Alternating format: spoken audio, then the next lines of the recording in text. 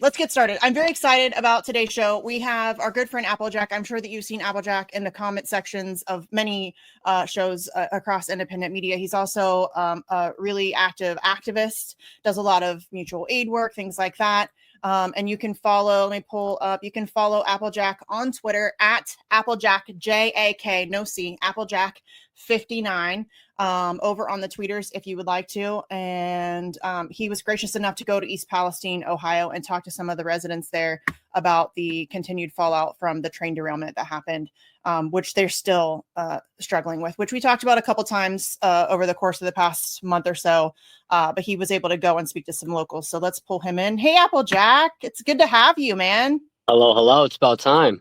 Yeah, I think this might be the first time we've ever done something like a show or something together. I think I might be wrong. Yeah, I think this is our first time. Most of the shows that I've done have been with my friends at Hardlands and RBN. JB Font's been very good to have me on and talk about Lincoln Heights, Ohio, which is kind of closer towards the Cincinnati area. Yeah, I don't know where Lincoln Heights is, but I mean, it's like greater Cincinnati. Yeah, I'm pretty familiar with Cincinnati. I had friends there. I actually was going to go to school there at one, like a gazillion years ago. So I did visits and stuff like that. So, okay, let's talk about the trip that you just, first of all, thank you for doing it. Apple Jak has been, as you guys know, I've talked about it multiple times. He's been trying to get me in touch with some local people in East Palestine so that we could have them on. I really wanted to give them a voice to talk about what they're dealing with in their own words. And then we were messaging back and forth and he was like, why don't I just go? So he was very gracious enough to take the time on Sunday to go to East Palestine, to walk around, to check things out for himself, get like kind of a first impression of what everything is, what's happening there. And then you were able to second impression. I was there when it first happened. Right. I took a picture of the mushroom cloud. Yeah. And then Donald Trump Jr. stole my picture, cropped my face and my name out and took my words and pictures. It's actually really funny. Yeah, that's happened to me too. I forget who it was.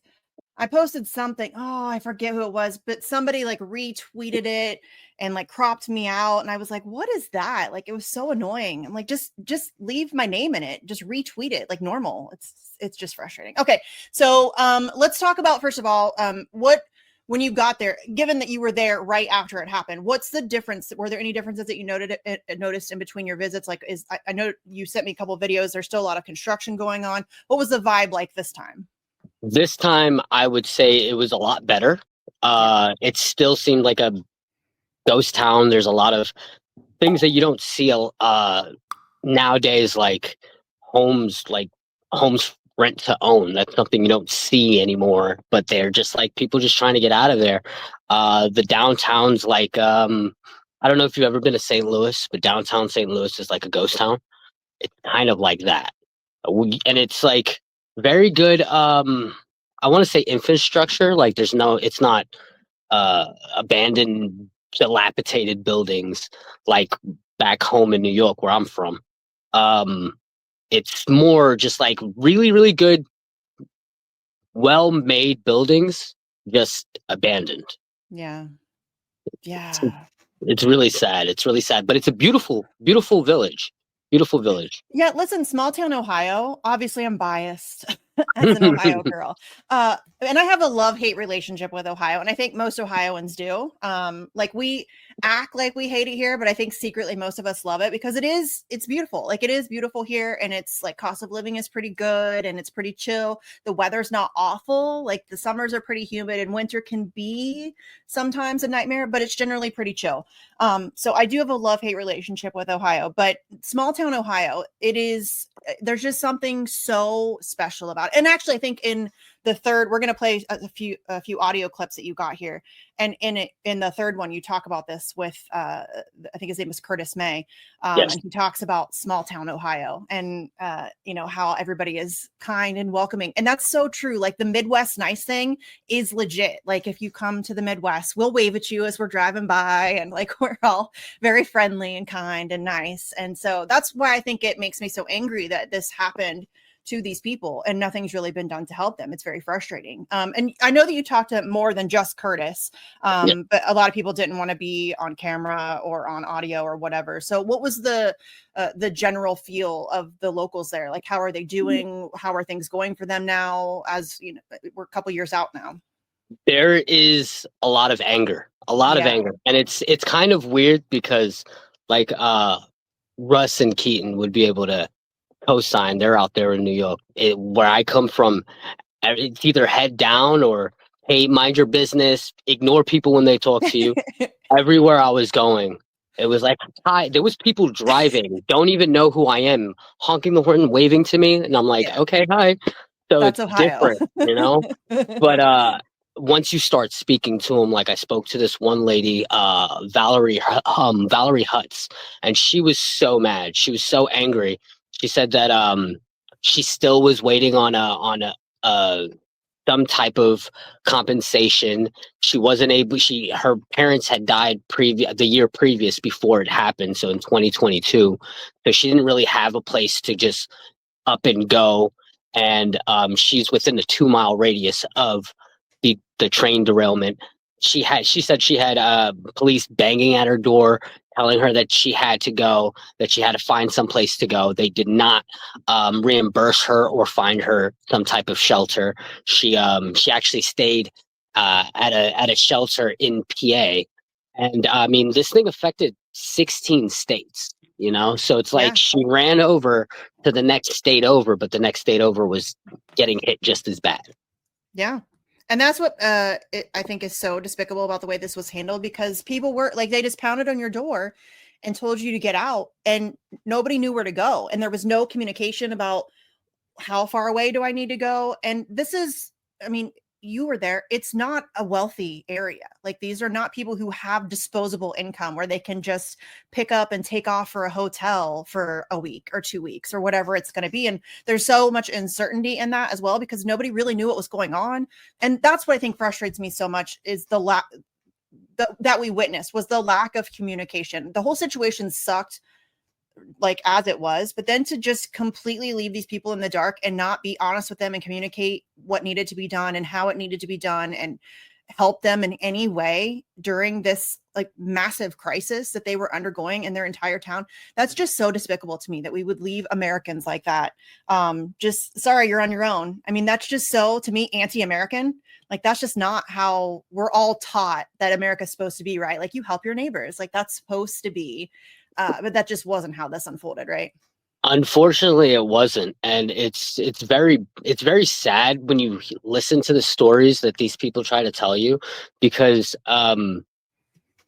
it's like they're just trying to make it, and it's beautiful because the town in itself is beautiful. It's very inexpensive to live, or it was before then. Now it's even cheaper than that, and nobody wants to be there. Even Yeah. there was some stories that we were even being told that the first responders, they weren't even told to wear hazmat suits. They just went out there, and then they got sick. The first time Of I went course. out there, I went out there right after the train derailment. So February 3rd is when it happened. I want to say the order to do a burning was probably 3 days later. So probably February 5th or February 6th. I think I it was was the out fifth. there. Yeah, I was out there on the 5th with Savage Joy Marie. I know some people might know who she is. She has her own channel as well. She was out there protesting the EPA building. I joined her, but my initial mission to go out there was to try to see what's going on. And I was there when they lit the fire. It was around close to 5 p.m. And I took the picture of the mushroom cloud. It's gone viral. It's very famous. It was retweeted by some celebrities like Rob Schneider and Keanu Reeves. And it was so wild because when we were out there, not even an hour later, I'm getting all these headaches and I'm starting to feel sick. I was actually hospitalized the first time. The second time I wasn't. I did get somewhat of a minor headache after spending, I would say, maybe 5, 6 hours out there. But it was a lot.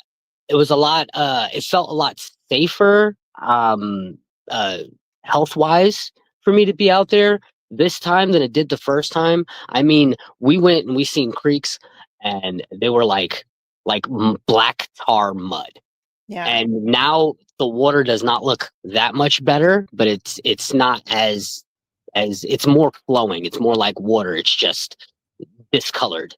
Yeah. Um, and you this time got to actually see the effects of the wildlife and the grasslands and everything. I mean, it was when I first went out there, it was green, like I've never seen green like this. I'm from Harlem, from Manhattan. I'm used to like the Hudson River and it being completely black, and then I come out here and it's like, wow, you can actually see stuff. And then I went this last time and it's like brown, Yeah. and there's no wildlife. You barely see birds flying around. Yeah. It's very sad. Well, and we've seen over the course of the whatever 2 years and however many months, a lot of people have taken pictures or videos of the wildlife, whether it be dead fish in the creeks and rivers, or I know multiple people found dead deer. I mean, and what I think is so scary about this is we're not really going to know the full impacts of this thing for a while, and maybe not ever, because they're going to try to find a way to convolute things and make it so that the cancer cluster that comes out in 10 years, they're going to try to figure out a way that they can skirt around the fact that that might have been caused by the train derailment and all of that stuff. And we all know that that's going to happen, but we also know that that's these people, like, that's what they're facing. And that's why I think, and it's not just East Palestine. I think that obviously I'm attracted to covering East Palestine because I'm in Ohio, but we've seen this so many times, Applejack. I mean, Maui and Flint, Michigan. And I mean, there's been was Alabama, I think it was, there's been so many of these situations where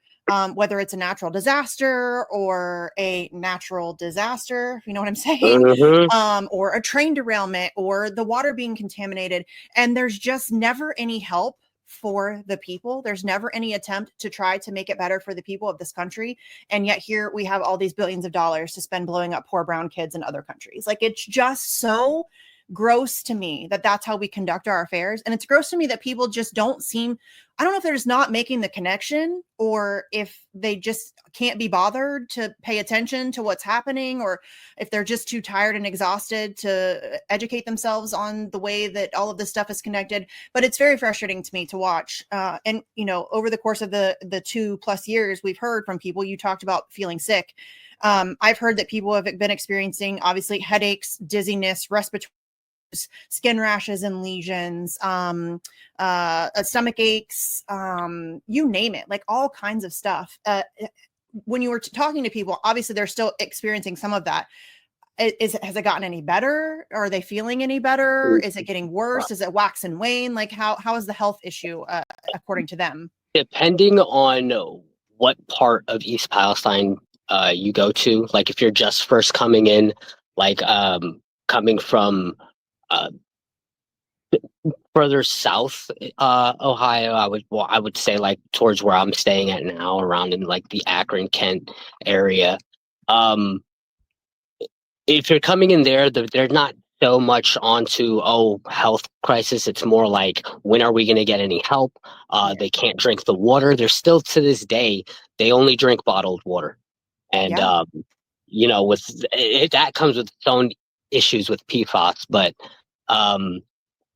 It's just weird because when I'm speaking to them, they're still in this idea of what they've been told, with the misinformation that legacy media and everybody else was telling them from when it first started. Like, everybody was trying to say, oh, well, we don't know exactly what's going on, especially with vinyl chloride. We do know that this is a massive, massive, larger scale, but we've had these same situations happen back home. Well, next door in Paulsboro, New Jersey, we had exactly the same thing back in, I want to say, 2013, where a train derailed and they burnt up vinyl chloride, and the entire town of Paulsboro, New Jersey, had dealt with the same type of issues 10, 15 years later, or whatever the amount is, and now they're having a larger than normal amount of percentage of the population getting cancer. different types of cancer, lung cancer, getting cysts in their chest, getting life-threatening diseases that don't really fall into their family tree, but all of a sudden now that it's happening. Yeah. So it's very bad. It's I feel like we live in a time now, because when I got activated in politics, it was back during George Bush's time with Afghanistan and Iraq and stuff like that.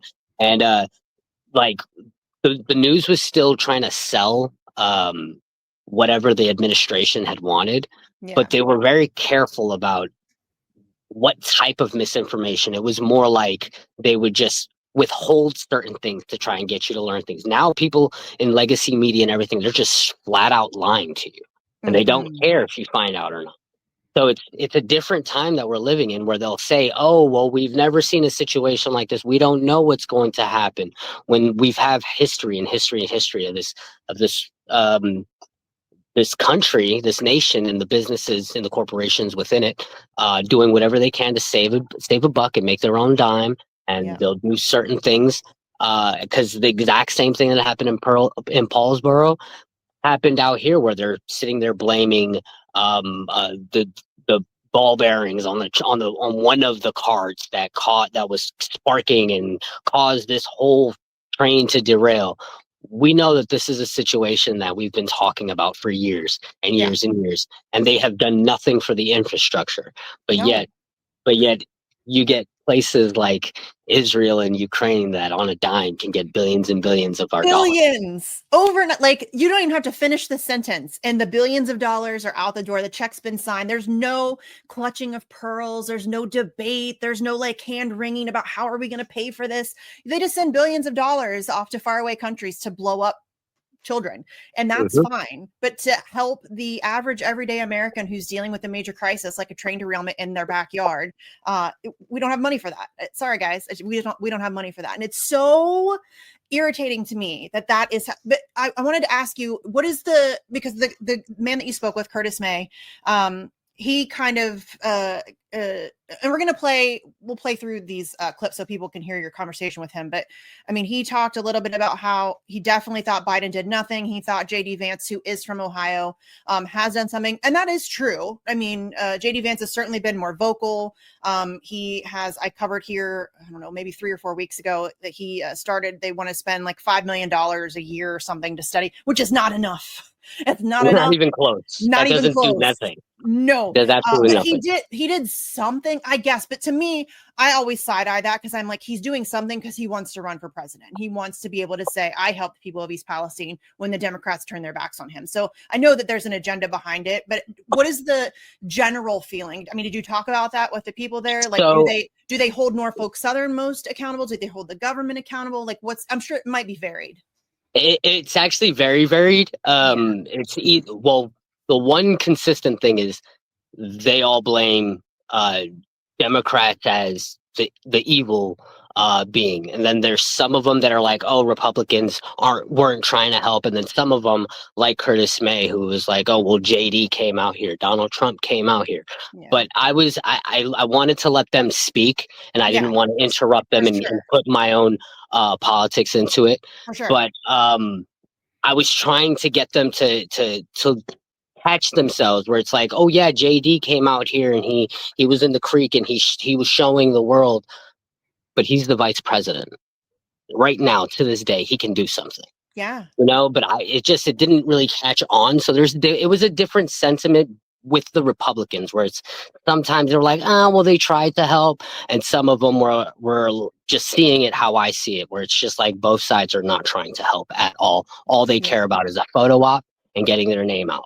Yep. And that's exactly what that is. And Curtis even said, I think you kind of led him to it, where he was like, I realize that both sides suck. Like, I get it. And so I think when you're in that situation, and listen, I'm not going to pretend like I understand what they're going through. I'm not living I live 180 miles west. So, I mean, I'm impacted, obviously. I think that like you said, 16 states are impacted. Canada's impacted. You know what I'm saying? Like, Right. it's a big deal. So I'm obviously impacted, but I'm not like a front line, like this is impacting my daily life. This like blew up my town. That's not, so I don't mean to imply that I know what they're going through, but I think that I can imagine that being in that situation, you just desperately want to believe that somebody's going to come help you. And so when JD Vance throws you a bone and he, flicks some crumbs at you, that's probably it gives you a little bit of hope. And I feel like probably in those situations that they're desperate for a little bit of hope, because I can't imagine. And Curtis has a young son. I can't imagine as a mother knowing that I have to live here and my kids have to grow up here, because children are obviously still developing. And this kind of stuff is going to impact their growth and their development and their health in ways that I'm not sure we really even understand. So that's got to be a terrifying prospect as a parent. Like, I can't imagine the fear and anxiety that must bring to people. So I don't blame them for wanting to like think that somebody's coming to save them. Certainly, but they're not. Well, that's one thing that did make me feel like some type of camaraderie with a lot of the people that were there, because every single one of them that were able to find some way to escape in some type of place. Yeah. They were the main thing was, we got our kids out. We left. We came back in like 2-3 weeks. Our kids were gone for a month, 2 months. Yeah. Like, they were making sure that they protected as best they could. I mean, some of these people were just running to PA, and we know that Philly and Pittsburgh were still hit pretty bad. Yeah. In Pittsburgh, it was all over the air and everything. But the one other sentiment that everybody was in unison there was a deep hatred for the EPA and the way that the EPA handled it. And the EPA, the head of the CEO of the EPA at the time, the lead of the EPA, excuse me, Michael Regan, they did not like him at all. Nor should they. Yeah, I mean, there was some people out there, like I said, with Savage Joy Marie, that was out there protesting the EPA building. I personally tried to reach out for comment on multiple occasions. They just left me on red, did not even respond back to me in any form, state, or fashion. Just recently, I sent an email out that I've still not heard back from. Yeah. And no, they were like, again, the absolute lack of transparency and communication is unbelievable. I mean, these are people who their entire lives have been upended. They have no idea what's going on. They're terrified. They don't know what to do, where to go, who to listen to. And for you to just like ice them out and not have anything to say to them or any advice to give to them or help them in any way, that's so despicable. And of course, now we have, I covered this several weeks ago, the whistleblower that came out, and they were working together with Norfolk Southern to hide information from the town and from the people, and everybody should hate the EPA. Like, everybody. Yeah, well, now there's a mass class lawsuit going out because I just learned about this. I didn't even know that the EPA put out a letter to all physicians not to see or take care of anybody who's from East Palestine, Ohio, which is very, very. I don't even know how anybody who works in the health field would even pay attention or listen to a letter like that. Like, you take an oath to make sure that you're trying to take care of people. We're hearing so many stories in Gaza where all these physicians are running into the hail of bullets and into the bombs and explosions trying to help these people. And then something like a train derailment in one of the safest nations in the world, or it's supposed to be, and these guys are just like, oh, yeah, well, the boss of the EPA told me not to do anything, so I guess we're just going to let you rot. Yeah, it's wild, right? I mean, we are a fairly safe country, except for the threat from our own government. Like, right. That's the problem. Okay, so let's play a little bit of this interview that you had with Curtis May. He has a lot of interesting stuff that he's been dealing with. So, and I'll just let this play, and then if at any point you want me to stop or you have like an interjection or whatever, just tell me to stop it, and we can break in. Okay, but I do want to warn everybody to do not make fun of my interview voice. Nobody's going to make fun of your interview voice. I mean, they might. They roast me all the time, and it's my show, so they might. And somebody people to say that my voice is annoying all the time. I agree. I 100% agree. I can't stand to listen to myself. Nobody's forcing you to be here, though, so just leave. This is Apple Jak doing a Is that loud enough, everybody? recording with some of the residents here at East Palestine, Ohio, about the train derailment and any assistance they do have. I'm here with, what's your name? Curtis May. Curtis May. So the first initial question that I want to ask is, what was your initial reaction when you first heard about the train derailment, and how did it affect your daily routine? So, truthfully, we were actually redoing the basement at the time. We didn't even know that it happened. And my girlfriend over there, we finished doing what we were doing in the basement, and she came downstairs because she was like, I'm going to take a shower real quick. She came downstairs and was like, the train's on fire. And I was like, what? So we drove over to the car wash right over there, and I mean, the flames were 200 feet in the air, like, you know, something cool to see, like we were watching it.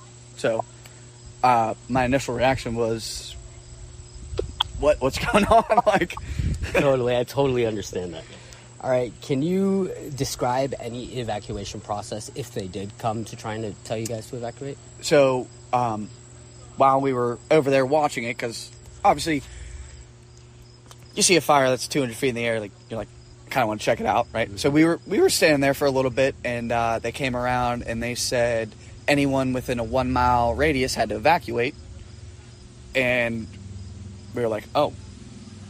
So like we couldn't stand there, and then we realized, at first that was our first thought was, oh, we can't stand here anymore, and then we're like, oh wait, our house was within 1 mile, so we had to come back. We got our dogs, and we went to my parents', which is by the crow flies, is what they say, 3.2 miles away over in Pennsylvania side. And I do want to reiterate that I've driven to the train derailment site, and it is literally right up the street.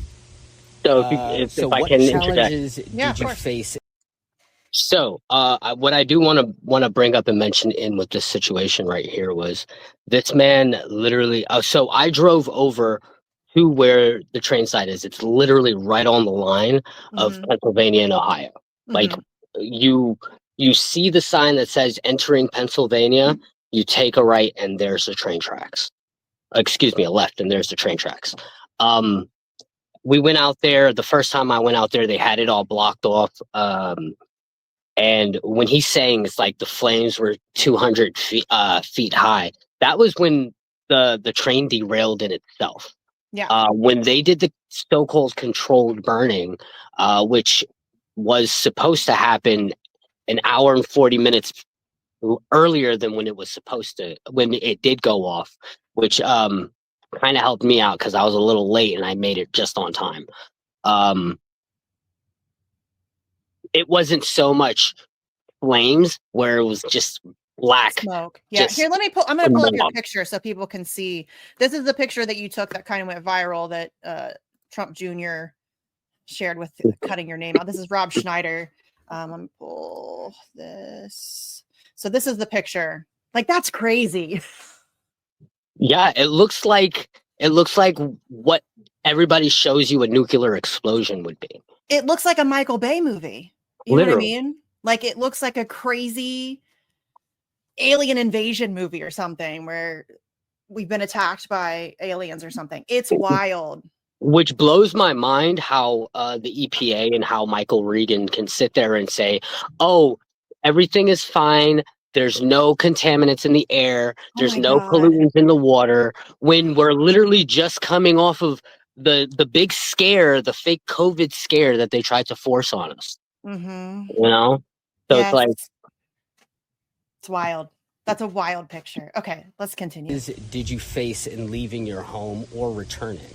So I think one of the biggest problems we had, truthfully, was so that night we went to my parents' house, like I said, and the next morning we watched the press conference or whatever, and it said that it was safe to return home.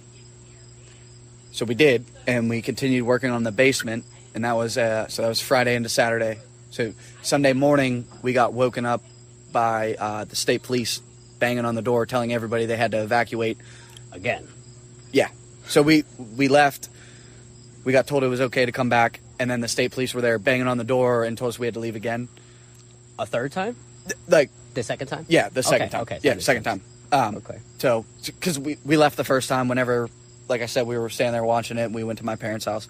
We came home the next morning because they said on the press conference it was okay to come back home, and then Sunday morning they were banging on the door saying that we had to evacuate again. Totally understand that. Okay. Have you or your family experienced any health changes since the derailment, such as illnesses or symptoms you attribute to the incident? Well, actually, she has a bunch of I got a really bad rash. Oh. It would be like,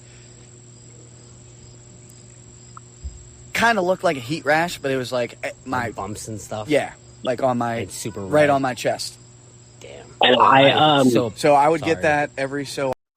I want to say that when we were interviewing, and he was showing me, he still had like these red scars of bumps all on the bottom of his neck, right at the top of his chest where his collarbone was, and it looked bad. And this is someone who was a soldier. You know, this is someone who went into active duty and has done a lot of things. And he says that he got out of the military. He went overseas, and he got out of the military without a scar, just to come home and be forever scarred by this.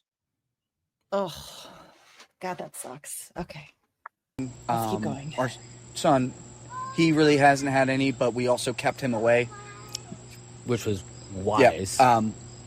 She had a couple. She went to the doctors a couple times, but I got the most rashes, I would say. I do also want to reiterate, as a father, Yeah. I think that was probably one of the better and best moves that you guys had ever done. He didn't come back for probably 3 weeks, I would say, maybe two and a half, something like that. Okay. What's your biggest worries about the long-term health risks from potential exposure to chemicals like vinyl chloride?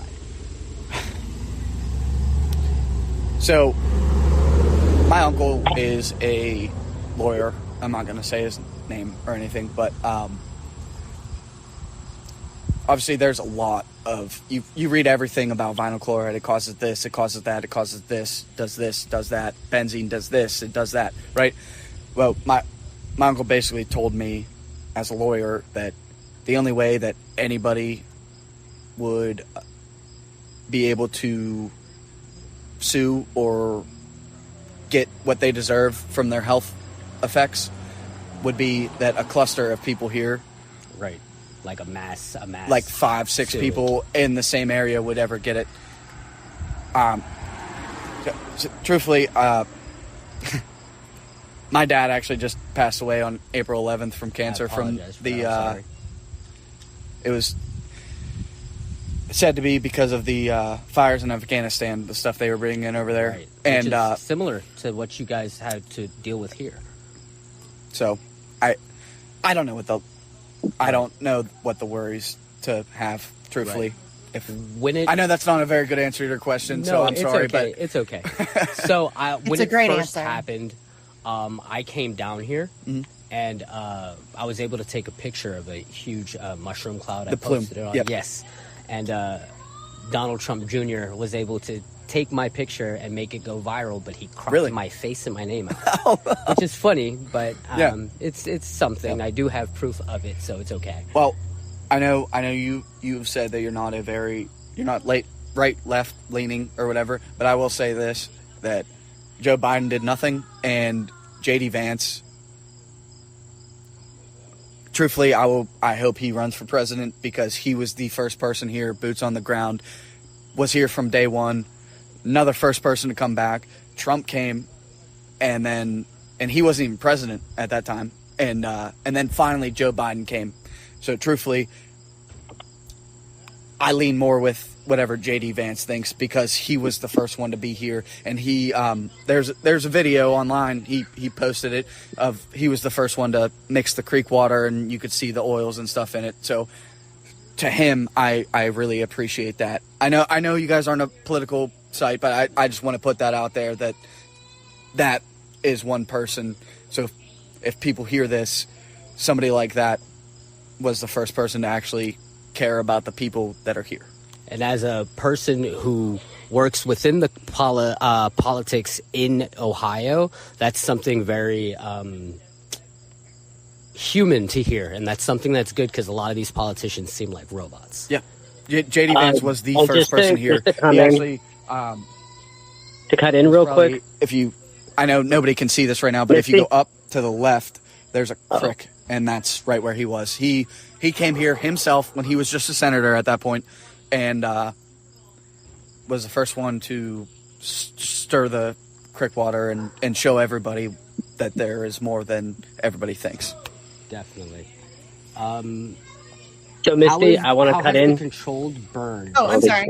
No, you're good. So, I do want to explain to everybody that I'm neither left or right. My politics are very left-leaning, but I'm a person who doesn't pick teams. I dislike everybody who runs. Yes. And for someone like JD Vance, I don't have his politics. He's not my cup of tea. I don't like him. Mm-mm. But I do have to commend him for at least putting that small minimal amount of effort for people like that, just because of the people I met. And I see how some of them just grasped at any little thing just to be like, oh, well, he cares, you know? Yeah. Well, and we were talking about that earlier. And I mean, I'm hesitant to and I don't mean this as a criticism of Curtis at all. But I think that politicians are very good at using people to their advantage, using situations to their advantage, using photo ops to their advantage. And we all know that that's what JD Vance was doing. Like, the people watching this show, we all know that that's what he was doing, but it is effective. And I think that that's important for us to look at. And when we're talking to people, or when we're engaging with people who are still roped into the electoral system, somebody who is incredibly anti-electoral politics, like that's something we need to consider, is that a lot of these people, and again, especially people like that who are desperate, they are looking for anybody who's just doing like bare minimum. And that's what JD Vance did. And so those types of people, that's how that guy, if JD Vance runs, that guy will vote for JD Vance. A lot of people from East Palestine and the surrounding areas will vote for JD Vance simply because he bothered to show up, which was why it was mind-blowing to me that Joe Biden took a year to show up to East Palestine, Ohio. All you got to do is show up, my guy. Like, look, JD Vance showed up and stirred up some water, and this guy's ready to go to war for him. Like, he's ready. Like, JD Vance is my guy. Like, that's really all it takes. And the Democrats couldn't even do that. It's just mind blowing to me. But yes, that is, and again, that's not a criticism of Curtis in any way. I understand where he's coming from. And he himself was even saying, like, oh yeah, Donald Trump came out here. We seen him on our Ring camera.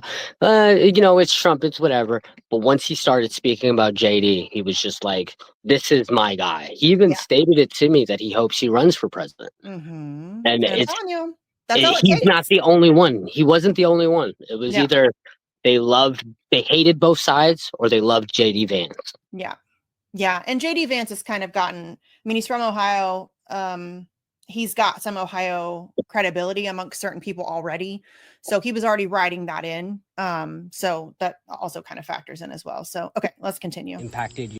And yes, by the way, somebody asked in the comments, is this meant to be audio only? Yes. He didn't want to be on camera. I don't blame him, because they're dealing with a lot of stuff. They're worried about backlash from Norfolk Southern and the EPA and all of this other stuff. So I get why people don't want to appear on camera. Plus, I think people get nervous on camera. It's not for everybody. Their sense of safety in the area. So like when they burnt out the plume to stop an explosion. We're going to talk about a controlled burn. It was not controlled because they controlled it to be set at 3:30. It went off at 4:30. So obviously you didn't control it. So we'll just go there. I understand that weather and wind shifts and stuff, but if you're going to do something like that, maybe you should be a little bit more precise, in my opinion. I agree. How has the derailment affected your property, such as your home, yard, or water supply? Truthfully, us personally, we haven't had any problems with soil or anything like that. We drink bottled water to this day. I mean, the derailment was February 3rd, 2023. So it is now what? 2025, and we're still. We gave the dogs. Apologize. No, you're good. We gave the dogs bottled water for probably about a year. I want to give a shout out to Sparkle Mart over there. They, after the derailment, they made a deal where they give 3 24 packs for $10, which is very reasonable. Good on them. That helps a lot, you know. What do you say, Sparkle Mart? Yeah, Sparkle Mart. It was right down the street, and I went there. I bought some plums out there, and those people were super, super nice. Like, yeah, not even we need to shout in them out. Akron. Yeah, not even in Akron have I seen people so nice. Not even in Kent or Canton. None of these areas where I currently live now do I see as nice as people have been out there in East Palestine. Like, these people were just happy to see somebody who's not from where they're from. Yeah. Yes. They don't ask questions. They don't care. You're not a stranger. Like, I'm telling you, small town Ohio is different. There's no strangers. Everybody's a friend. They'll invite you like up on. Oh, I saw a video just recently of somebody that came to Ohio. Oh, an Amazon driver pulled up to somebody's house and they were having a barbecue and they were like, "Come get a plate." That's small town Ohio for you. So surprising, because you can barely find a single 24 pack for $10 nowadays. So they do. That's their deal, and so we go there. It's if you look right up here, take a right. It's right at the end of the street. And that's Garfield Ave. You go down, and it's the Sparkle Mart. I have passed by there. I was able to buy some plums from there. Yep. And they were very friendly. Yep. So I do like the atmosphere that they put so on. it was very nice that they that's what they do. They do 3 cases for $10. So that helps out a lot, you know. Have you had any testing done for any contaminations? So we're kind of a unique case. So we own this house. My girlfriend also owns a property in Darlington, which was also within the 1 mile radius. They have came and tested the water and stuff. The results came back very, very, very long. Like, you don't understand them. Nobody really explains anything to you, and it took months to even get results. So that was kind of crappy, because we do rent that out. So, you know, we have the renters there, so we have to explain to them what's going on, and we don't really know. I will say the people that did come were very nice, and they came twice. I believe the guy's name was Michael. He was very nice and open and honest, and so that was refreshing. You know what I mean? Like, he was just like, "This is what we're doing. This is how we're doing it." So I appreciate that. Like, he wasn't like, "We're gonna do blah blah blah blah blah," like with words that nobody understands. He was very a down to earth person, I would say. So nothing against the people that tested the water or anything, but the results that the company that tested it, they took a long time to come back. Definitely. Okay, so I'm going to pause it here, and we're going to restart because we're at the 12-minute mark, and I don't want to... Okay, so that was the first segment with Curtis. I like that he's very open and honest. You can tell that he's frustrated. I can't imagine the level of frustration of trying to figure out what's going on. You just want answers. It's sad too, because there was money allocated to assist these people. There was a lot of money allocated. Yes. And they picked and choose who they wanted to pay out. Yep. And they there's people till this day where they sent them letters and said, "Hey, we're a part of this settlement. We're going to give you X amount of dollars." And it's already been a year of them waiting for the check to come in, and still nothing. And it's not like these are like grifters just waiting to get their piece of the pie. They've literally had to uproot their entire lives and figure out how to move forward. Some of them with sicknesses and diseases that they'll never be able to get over. Yeah. And if they're not sick now, they may get sick later, and they're stuck. Like, I don't think people recognize that not only are they dealing with all of the stuff, the soil and the air and the water and the not knowing and the health issues and all of that, but like, this guy owns his house. He's stuck. Who's going to buy that house from him? Nobody. Right. He can't go anywhere. Like, you are now stuck. You cannot leave. You own property. And unless you are wealthy enough to just eat that and go buy a house somewhere else, you have no other choice but to just stick it out. And that is so horrendous to me. And people have jobs and lives. Their kids go to school. Their families are around there. Like, it's just a complete upheaval of everything. And it's just disgusting the way that they've been treated. Okay, let's go on to part 2. Returning back to the questions, what changes have you observed in local wildlife, plants, or the environment around East Palestine? So actually, right there, I know nobody can see it, but that little corner right there, there used to be foxes right there. You'd see them all the time. Have not seen them. So that's the only change I can explain. And as I'm speaking, I'm standing right outside his home, and right across the street, it's a beautiful open small type of meadow type thing. But once you look further down, the green is losing the color's going. So this is what I want to explain to the viewers of Due Dissidence. Next question. Do you feel confident in the cleanup efforts by Norfolk Southern or government agencies? No. Can you explain why? Actually, so me personally, I was on ABC News yelling when they first put the air monitors. They put them on the telephone poles and stuff, and they were taking one down while we went to go to one of those meetings, and they said they were going to leave them up for 2 years. So actually, there is video of me saying, "You're taking the one down right there, right by my house." And that actually was the last one to get taken down after I yelled about it. So if that means anything. And it also shows that even with our issues with the EPA, they say that they try to look for any contaminants to try to save the people and the public, but the EPA just seems to just state everything's great. I don't know if this matters. We are with the lawsuit that is going against the EPA right now.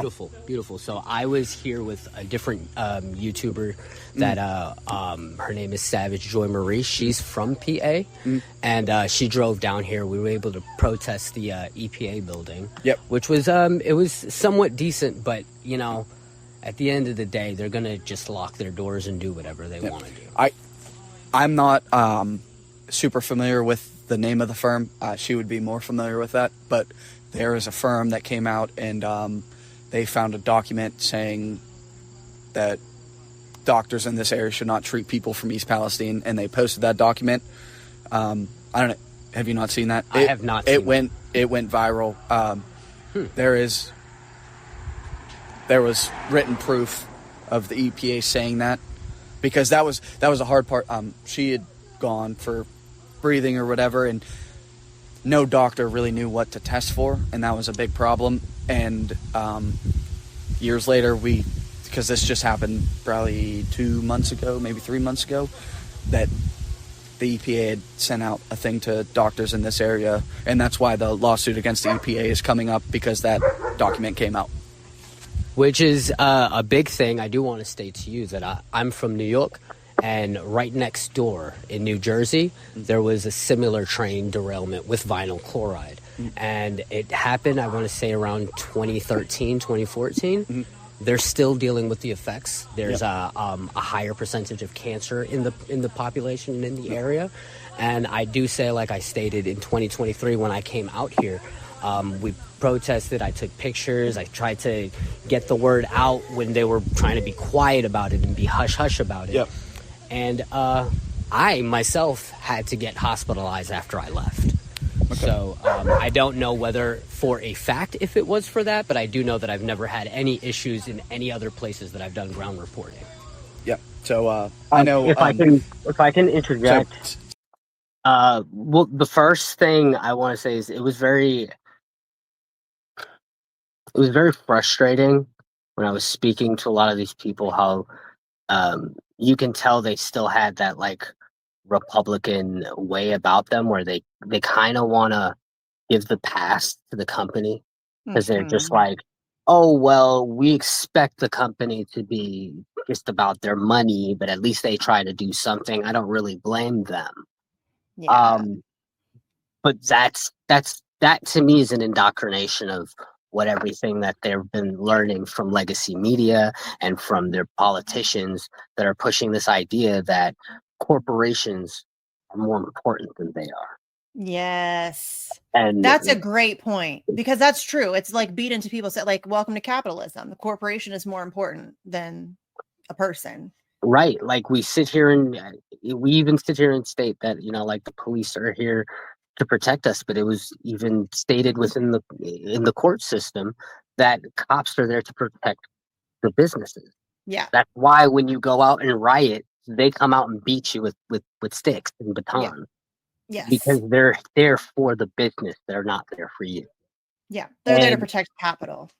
And a little on what happened to me on my first trip when I went out there. I had very bad respiratory issues. I've never had breathing problems. I used to be I was a state champion for high school wrestling back in 2004.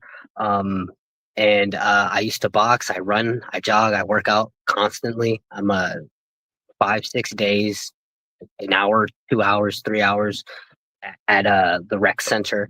Like it's just who I am. I don't feel right if I'm not working out. I can barely last 45 minutes now. It still affects me now. That's crazy. I have breathing problems.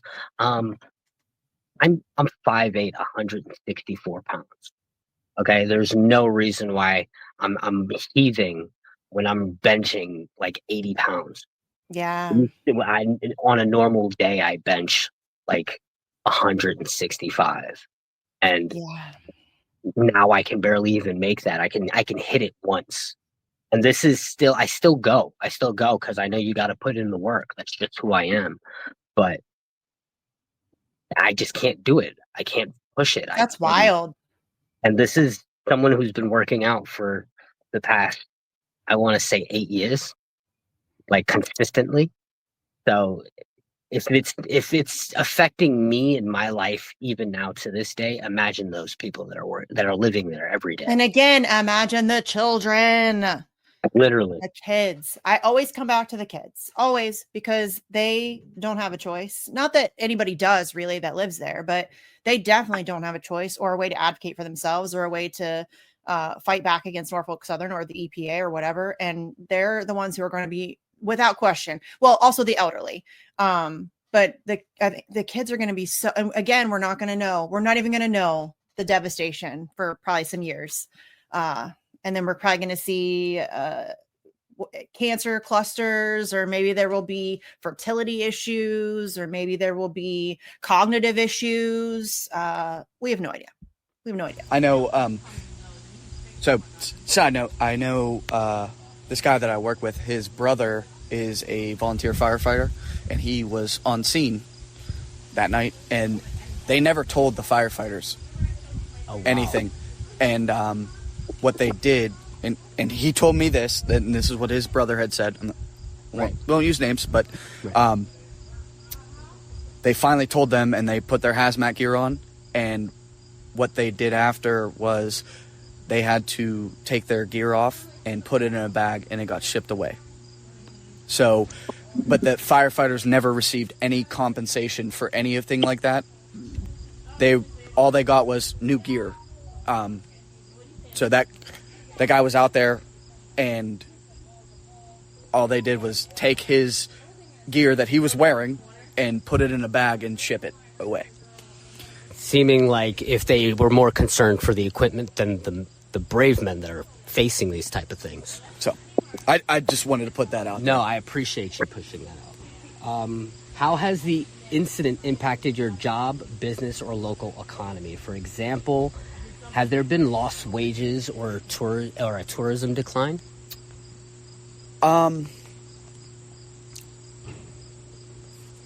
I did. I obviously lost wages because I had to, the day the controlled burn, I'll say that in quotes, nobody can see that, but you saw that. Right.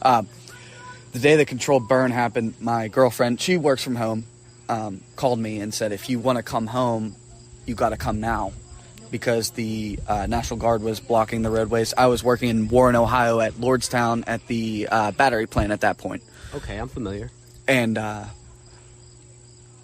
so I had to leave at 8 in the morning because I wouldn't be able to come home, and I'm not going to leave my family by themselves, obviously.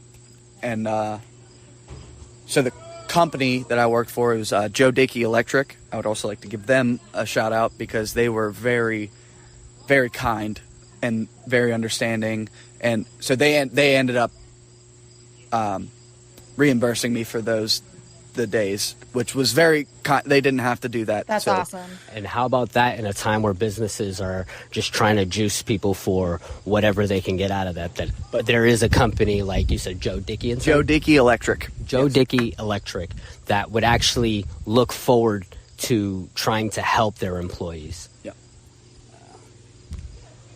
In what ways has this brought the community together or created division amongst residents?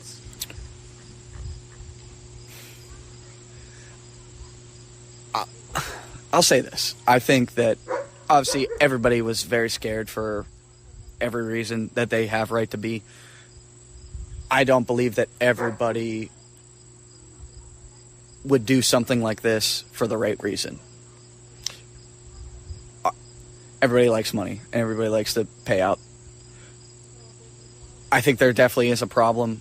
I don't think everybody goes about it the right way. I'll say that, if that makes sense. No, that makes complete and total sense, and I'm actually glad that the way you explained it was like that, because that's the way I think it. Yeah, people think it's a money grab, right? And that's not okay, because that's the reason that people don't get support when they need it, is because there's people trying to take advantage of that. It's like people think that you're grifting when you didn't decide to do this. Nobody here decided. It was a decision given by the Norfolk Southern company and the government that they were working with, including places like the EPA. And people tell you, like, move, and where are you going to go? You can't just leave your house. You're going to have another mortgage, you know? Exactly. But there are people that took advantage of some of the things. I will say some of the things that Norfolk Southern did were nice, and people took advantage of those, and they got shut down. Like, I'll say this, and it was when they were doing all the reimbursement stuff. You could take your receipts, and they would pay you back. It depended on who you got when you went there. It was very different every time. So our neighbors right there, right? They got a air purifier, right? Yeah. Correct? Norfolk Southern paid for it. Okay. So we were like, you know what, that's a good idea. So we went to buy one because they told us they did. We take it in, the receipt in, and they're like, no. So that was probably one of my biggest problems. It was so inconsistent. Like, why they literally live diagonal from us? Why do they get an air purifier and we can't have one? Not that I need the money to pay for it, right. But it was that's just something nice to have in this situation. So why can't? And literally the least they could do. 100%. It's like dealing with health insurance companies where where you'll break your leg and they're not trying to pay for your hospital bill, even though you're paying every single month into them. Trust me, I know. With my dad just passing away, my mom has had some bad trouble with insurance company. I don't trust any single one of them, but that's a different subject. So I mean, sometimes things with like what we hear on the media kind of makes sense when people take extremes after they've been dealt with such a horrible hand on purpose. Yeah. What support have you received from you can the federal, literally hear a state, train or in the local background, authorities, guys? and what more do you think is needed? That train is Norfolk Southern. Other than what you've already explained with Norfolk Southern. Truthfully, I don't know that we've received anything from state or federal Dr. Chai, he's a chiropractor in Pennsylvania. He bought a bunch of water and was delivering it to Darlington and East Palestine residents because it's right over the border. So people like that have done stuff. I can't say that a state or federal employee has done, besides JD Vance. Besides Vance coming out here, also bringing awareness. Yes, besides JD Vance putting the awareness on it, and then coming back after becoming vice president and still showing. So, but not doing anything. Like I said, it is respectable. Yeah. How much do you trust Norfolk Southern or regulatory bodies like the EPA in handling the aftermath? Well, I don't trust EPA at all, truthfully. Like I explained earlier with the thing that I was yelling at it, that I can't remember his name, but he was the face of the EPA during all this disaster, bald guy.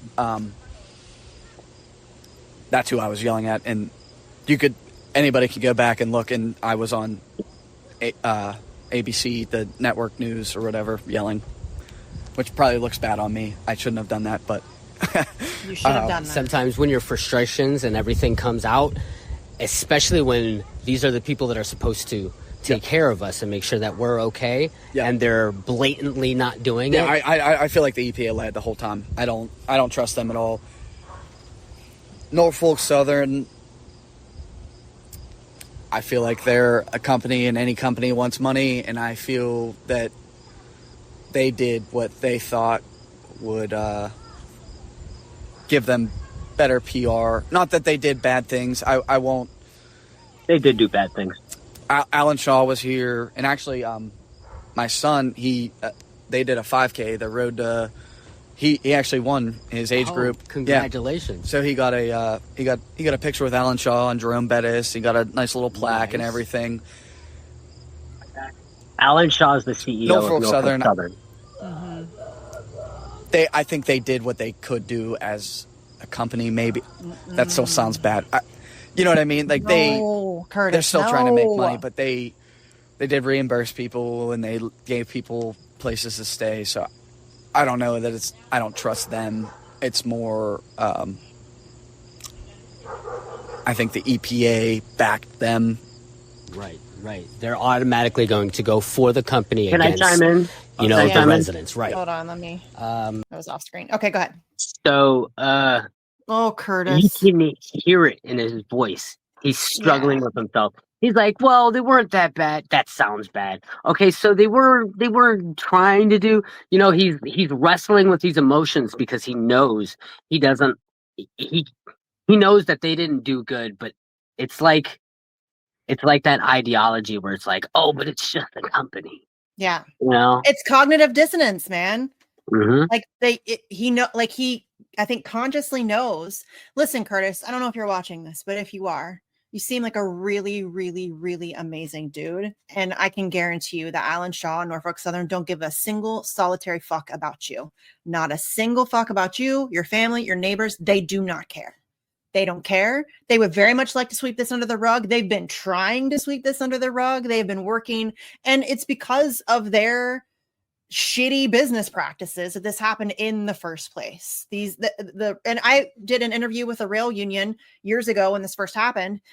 They are so understaffed and underpaid and overworked and exhausted, and they don't get the things that they need in order to do their job safely and correctly. So this is all on Norfolk Southern. This never would have happened if Norfolk Southern was a stand-up company that actually gave a shit about people. It wouldn't have happened. 100%. And if he is watching, to my brother Curtis, we spoke.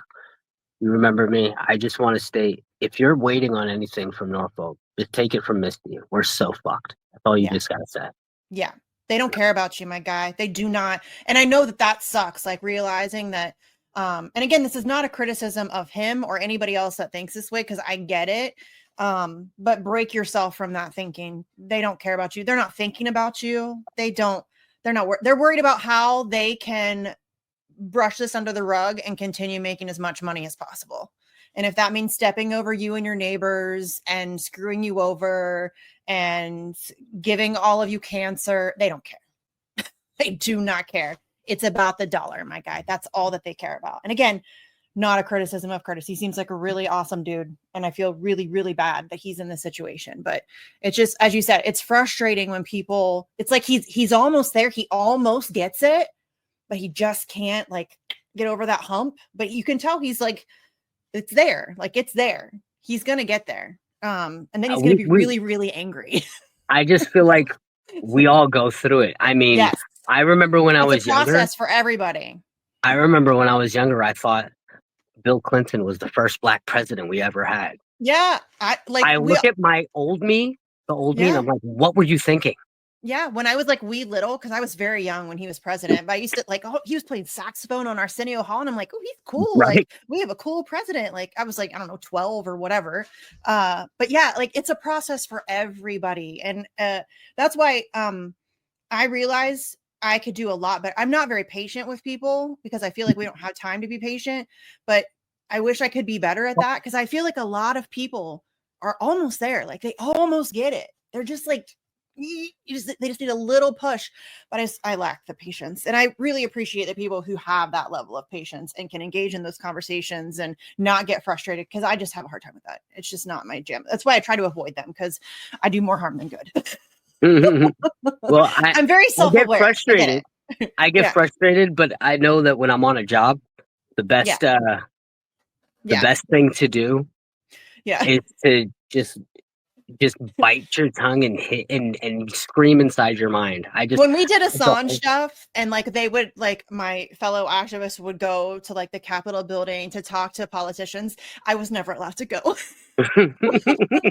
They're like, no, you stay over there. So I know my limitations. I'm very aware. But by the way, you did a really, like, I know you don't make fun of my interview voice. People said your interview voice is just fine. And this is a great interview. Like, you're asking great questions. It's like, this is good stuff. So again, thank you for doing it. So, okay, let's continue. I'm going to pause it here. And for the last part, I guess I should have realized we were. I know, right? This last one's only like should be the last of the questions. Maybe 9 minutes or so. Has anything changed your view over time? Can you expand like my view so of what? Basically your view on, say, the government and how they act towards their constituents or the aftermath, not saying like JD Vance, because he obviously did what he could. I'm third generation military, and I love this country, and I signed the dotted line as my grandfather and my father did before me. I think that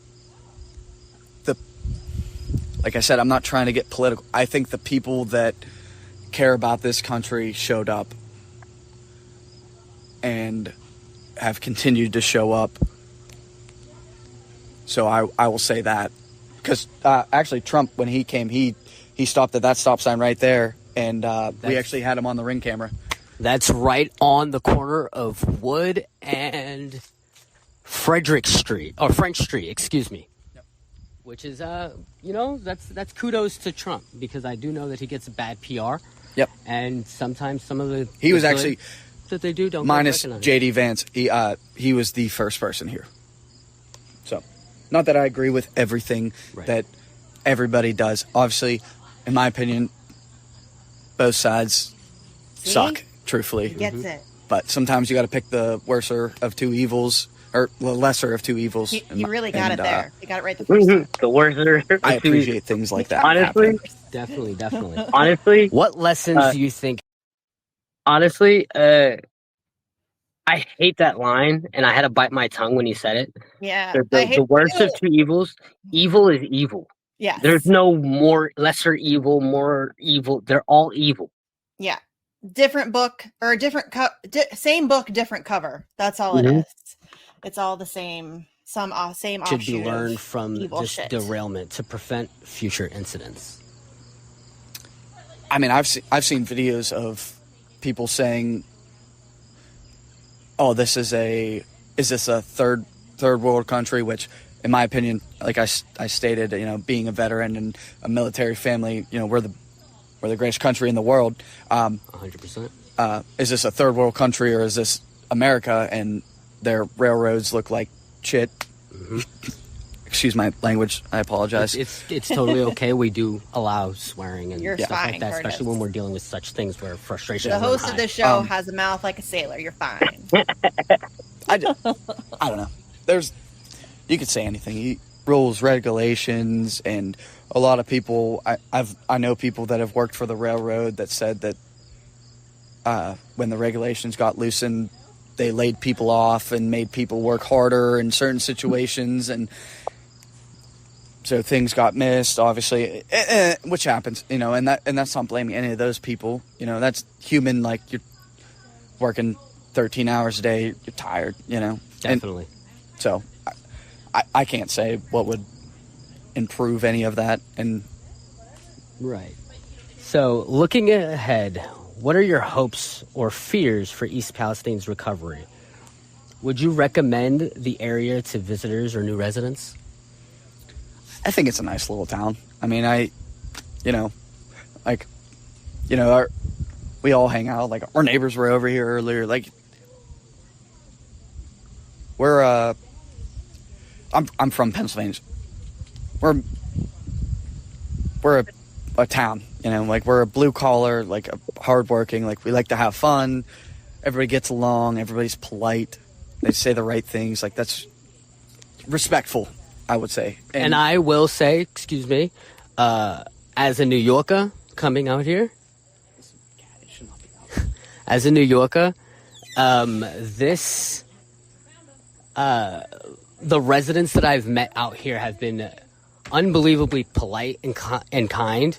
I'm used to my streets where everybody's head down, or if you talk to me, leave me the hell alone type thing, swearing at strangers you don't even know because they're across the street where you don't like them to be. Yeah.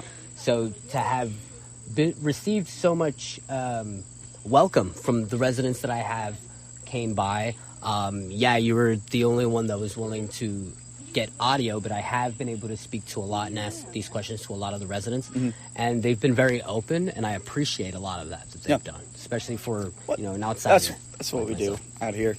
Yeah. Okay. What answers are you not getting from your representatives that you would like to get, like, say, housing or air quality?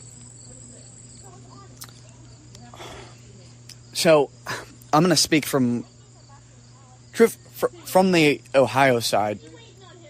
We've had pretty good answers from the Pennsylvania side, which, like I said, she owns a property over there. Her parents live right over there too. Like, they had a lot of problems getting answers. It didn't make sense. They put the radius in, and then they happened to fall in the radius because it's literally, if you would go up to this stop sign, turn right, and then go up that hill. You're right on the line. They're right there. Mm-hmm. So they're within, a mile, and we're what, 0.4 maybe, if that. Literally. Honestly, we were feeling the effects all the way as far as Pittsburgh. Yeah. And I've seen videos of people's property, the whole ground losing color and becoming mush and barren. So it is something that attacked not just Ohio but PA and multiple places. I'll say from the Ohio side, with not to bring him up, with JD Vance kind of leading he made sure that a lot of things happened here.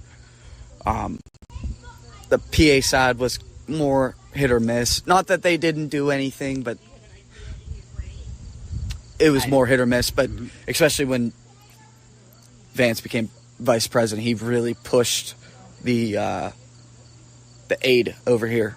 So I can't say that we didn't get anything, but there was somebody. He's from Ohio, so he was pushing more for Ohioans over. Correct.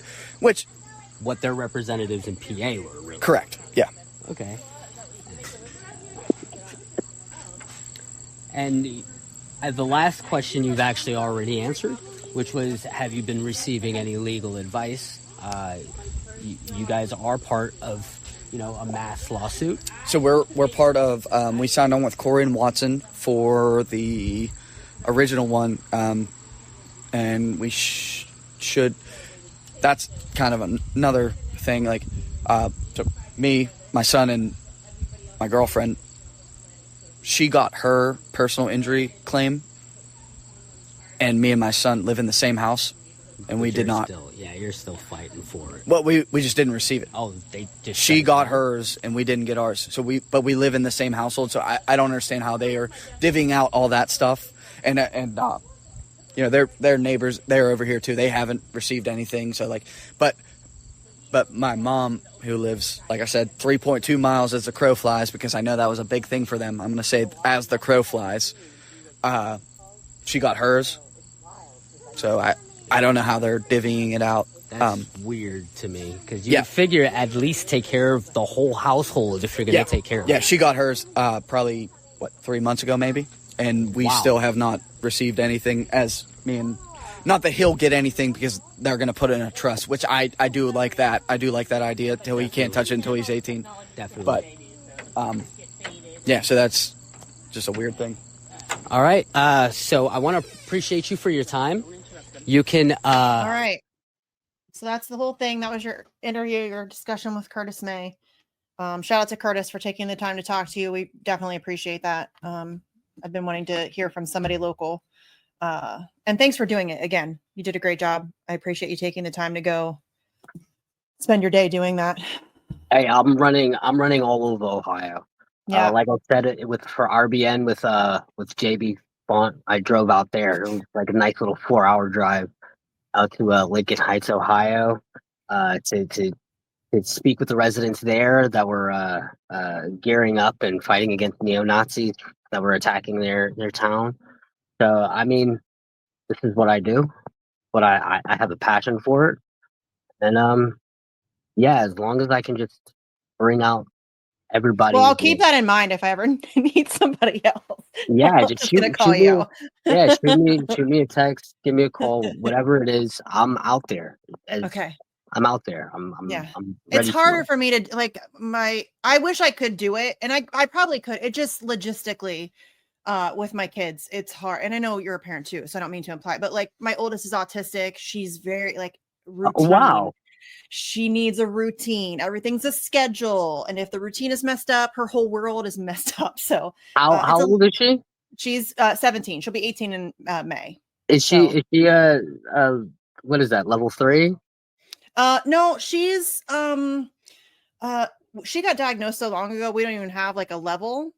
Yeah, they didn't have levels back then, right? But she's, and I hate the term, but she is kind of higher functioning, I guess you could say. Like she's verbal, she's just very she has a lot of like speech delays in terms of expressive and receptive. She understands things, but she does a lot of echolalia, which is like she just recites stuff. So she'll often answer questions with like quotes from a movie that she has seen or whatever. You're literally describing my oldest son. Yeah, but he's 7, okay, and he's autistic. Yeah. So, and she's very structured, and which is crazy, and very hard for me because I am the exact opposite of structure. Lucky for me, I have a wife that takes care of everything. Yeah, well, I'm always working. I'm the wife. So, I'm always everywhere, and she just handles everything at home. So yeah, that's my job too. So, and my husband has a crazy job with really irregular hours. So that's it's a lot more difficult. Yeah, that's me. Yeah. So I would love to be able to go out and do, and I can't, I don't mean to imply that I can't. I do have, like, my mom can help. It's just harder. You know what I mean? Right. So much easier just for me to do it and not have to worry about explaining things to people and stuff like that. So, okay. Again, thank you for taking the time to do this. Is there anything else you wanted to mention or talk about or whatever before we wrap up? Yeah. If you're from Northeast Ohio, we're coming to a city near you, Savage Gang. We get together. It's a group of 8 of us. We're all doing pretty well for ourselves. We pitch in. We don't ask for any mutual aid. We pitch in our own money and try to help out the homeless. The only help that we ask for is when we get the venues, just come out here, help us distribute some food, some clothing. Our last one was in Warren Heights, Ohio. We got clothing for children, toys, perishables, foods. We rented out a couple hotels for the week with homeless for some of the homeless that we've encountered, and we made sure that they had 3 square meals a day. We were able to help a single mother of 3 pay her rent for the month. We're just trying to give back. Because we are doing pretty well for ourselves. And so if you see any of my posts on Twitter stating a date, that means that we've already thrown into the kitty. We already have the money. We've already rented the vans. We're just looking for a venue. And tomorrow morning, I'll be on Hard Lens Media. Shout out Kit Cabello. We'll probably be talking about this as well. Yeah. And my brother Pasta with the Truth Wire. We're setting up a time for me to come on there and speak to Fee. I have a huge amount of respect for Fee. She's been able to help me out with understanding a lot of what's going on over there in Russia. Yeah. So there's some things on the horizon. I plan on being out there. I also want to give a shout out to, once again, RBN, my brother Nick, my brother JB Font, and especially Rome, who's basically inspired me to do a lot of the help I do out here with the people, with my society of people out here in my city and all around. And we accept any and all help. We just don't want anybody to donate any money. We got that covered. We just want people to help us distribute. Yeah. So if you're in the neighborhood, if you're around, come out. We'll welcome you. We got shirts, we got clothing. Other than that, I have nothing going on. Catch me on Twitter. Here's the Twitter again. There it is on the screen. Yes, it's Apple Jak 59, no C in the Jack.